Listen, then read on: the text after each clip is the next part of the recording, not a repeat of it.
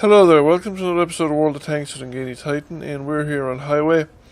Standard battle, the E25 German Premium Tier 7 Tank Destroyer. I remember asking the last time I showed an E70 or an E25 video, what would be an appropriate nickname for the E25, and I got in the suggestion, the Roach, because it hides in darkness and shadows, and when light is shone on it, it scurries away into the darkness and shadows, and it's very hard to kill. Because of its small size, and it looks like a roach, kind of, sort of. But anyway, this is one of these games where I didn't actually have much of an impact on the game overall. I had a very good game by results and by damage done and things like that, but I didn't do it at the start of the game during the period where the most important damage is done in many respects. The game is often decided by early damage. Although this is a rather odd game, I really wanted to show a World of Warships video, but I was looking through the stuff that I recorded, not the playbacks that I have actually on file from the game engine, but just stuff that I actually recorded, took the bother of recording when I was playing them. I think I prefer the playback, recording it live rather than actually recording a replay video. If you record it live, you get a better gun reticle, you get the actual gun reticle you can see, whereas if you record it in the video, it's just kind of a camera reticle. So I prefer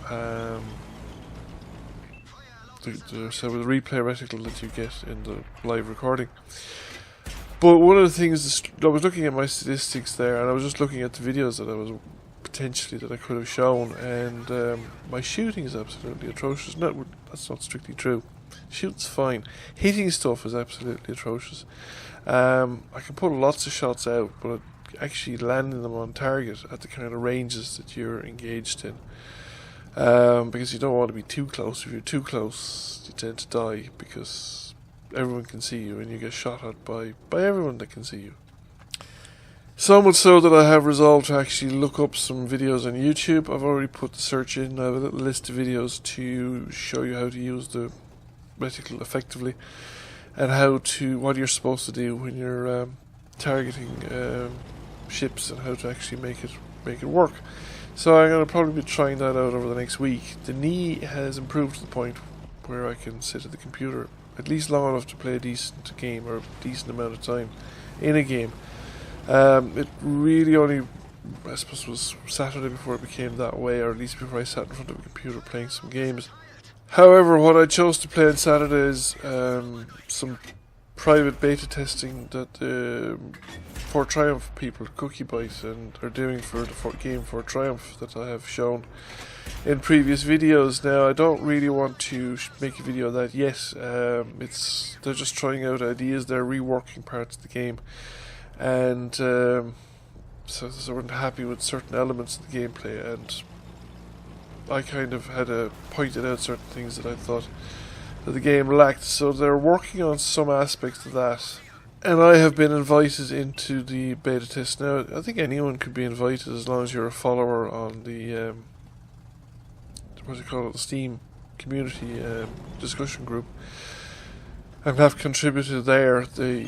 If you ask, you'll get an invitation, and you can try out the stuff they're thinking about. I do think it is of, like I said, I think it's a good direction they're going in, my own opinion, but I haven't actually given feedback yet. I must sit down and do a bit of typing shortly when I finish this video. Like I said, the knee is better, but it's not completely better, and I'm going to have to follow it up, definitely. Now, the game is starting to get to the point where it's actually getting interesting. The enemy have won the town,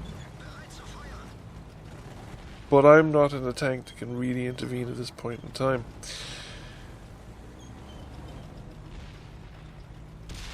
And I rather get... I don't know what I was doing here. I think I was just trying to drive up onto the ridge again, back into the bushes, but I just picked a path.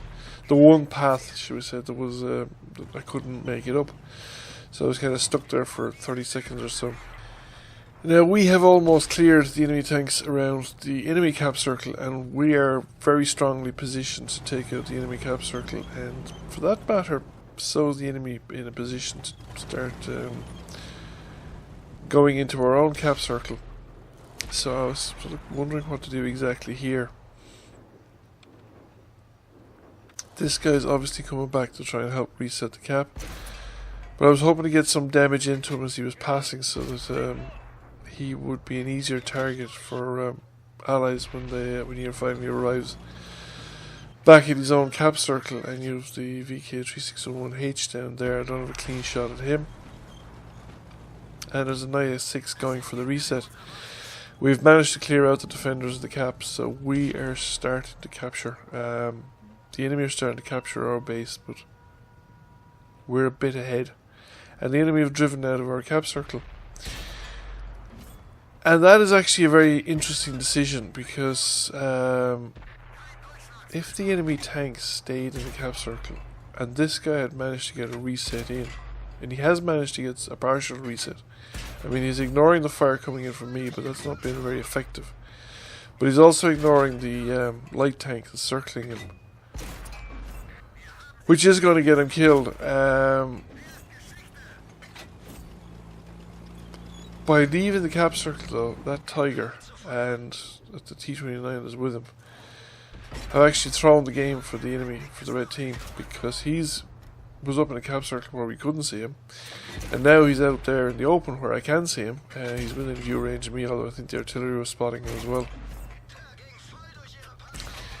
And he's tracked and he's in front of an E25, and I'm going to start putting rounds into him until he's finished, because he has no cover there, he's no place to go.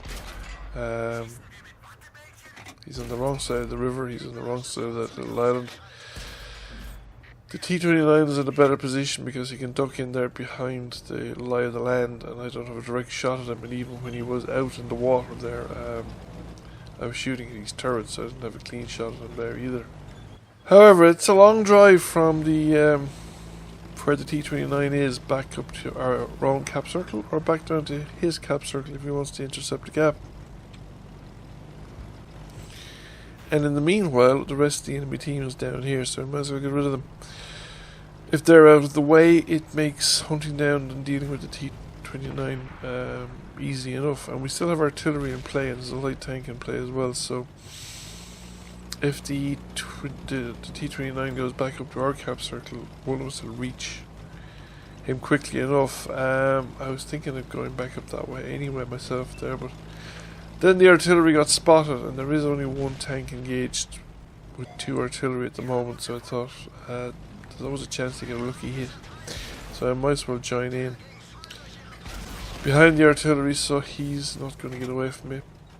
They're not quick enough, and I'm already behind them, so I'm the more nimble tank. So it's just now deal with the remaining artillery piece, and he actually managed to land that one on me, which is a nice piece of shooting really. I was just relying on my speed that I'd get in on top of him before he'd hit me. But I suppose it's luck as much as anything else. The deviation in artillery is quite huge, particularly on the, what do you call it, the horizontal, the line directly on the axis of the tank, or the axis of the gun that you're facing. That shot could have just as easily gone over the top of my tank and fallen somewhere behind me, or fallen far short of me. So we've managed to spot the T-29 as it was heading towards his own cap circle. He got spotted there, I think, by the artillery, but he's within view range, and I think the heavy tank I can spot him as well. I just need to get into a better position to be able to shoot him from. And I'm well out of range, so he's not going to be able to see me. I have plenty of cover there, and now I have a direct line of sight in his position, so we go for a tracking shot first, see if we can hold him in place. I think I hit the Tiger with that one, and rounds there. But now I'm starting to get some penetration, and it's all over. That's the last enemy tank taken out. So we have game over, and it works out as a quite nice handy win for us, but I wonder how that game would have gone if the Tiger and the T-29 had remained in the cap circle and I had to go back there and reset the cap, or help the artillery, spot for the artillery while the artillery tried to reset the cap. Well, I bagged the first class masters out of it, and I came number 1 by experience, despite the fact that I was kind of late to the game, and speaking in terms of doing damage, a lot of the most decisive moments had passed before I got around to doing it. Thank you for watching. I hope you found the video interesting. If you did, please give it a like. Feel free to comment and share. If you have not already done so, please subscribe to the channel because it really helps the channel out. I'll catch you all again soon. Bye for now.